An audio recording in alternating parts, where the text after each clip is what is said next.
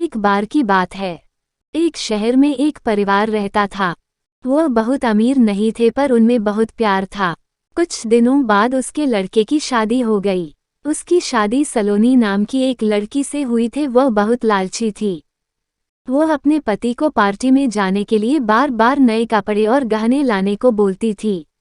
उसके पति ने उसे समझाया, सलोनी, दोस्ती बराबरी वालों से करनी चाहिए। तुम्हें हर बार नए कपड़े और गहने कौन दिलाएगा? वह अपने पति से ही झगड़ा करने लगती है और बोलती है, अगर मैं नए कपड़े गहने पहनकर नहीं जाऊंगी तो मेरी सहेलियां मेरा मजाक उड़ाएगी। तुम ज्यादा कमाने की तो सोचते नहीं बल्कि मुझे ही रोकते रहते हो। इसके बाद वह अपनी सास के पास गई और बोली, माँ जी मुझे अपने गहने दे दीजिए, मुझे बाहर जाना है। उसकी सास हैरान होकर बोली, हमारे समय में बहू अपनी सास को गहने रखने के लिए देती थी, लेकिन तुम मुझसे ही गहने मांग रही हो। उसकी इन हरकतों से सारा परिवार दुखी था। एक दिन सलोनी की दोस्त शिल्पा घर आई। उसने सलोनी के बारे में पूछा। उसने बताया सलोनी पार्टी में गई है। उसने सलोनी की सास से पूछा, आप इतनी दुखी क्यों दिख रही है? तब सलोनी की सास ने सारी बात बताई कि किस तरह सलोनी बार बार नए कपड़े और गहने की मांग करती है। वह शिल्पा से पूछती है, जरूरी क्या है, रोटी या दिखावा? शिल्पा ने कहा, जरूरी तो रोटी ही है, लेकिन सलोनी को यह बात समझनी होगी। वह कैसे? शिल्पा की सास ने पूछा। शिल्पा ने कहा, अब बस आप देखते जाए। शिल्पा ने अपने जितने भी नए कपड़े थे सलोनी के घर लाकर रख दिए और उनका सारा राशन और फर्नीचर अपने घर ले गई।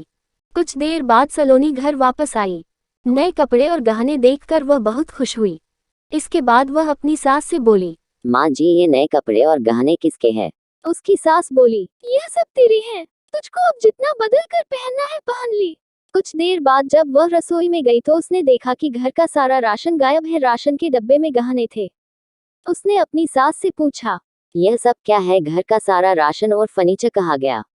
उसकी सास बोली, वो सब बेचकर ही तो तेरे लिए नए कपड़े और गहने लाए हैं, अब तू इनको ही बदल बदल के पहन।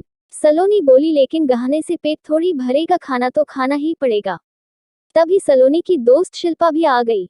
शिल्पा बोली, पहले तुम्हारी सास ने तुम्हें समझाया तब तुम नहीं समझी, इसलिए हमने ये सब किया। अगर तुमको लगता है कि तुम्हारा पति पर्याप्त नहीं कमाता तो तुम भी नौकरी क्यों नहीं कर लेती? तुमको इन फालतू के दिखावे से बचकर अपने घर पर ध्यान देना चाहिए। अब सलोनी को समझ आया कि वह कितना गलत कर रही थी। उसे अपनी गलती का एहसास हो चुका था। अब वह सभी लोग खुशी खुशी अपना जीवन बिता रहे थे।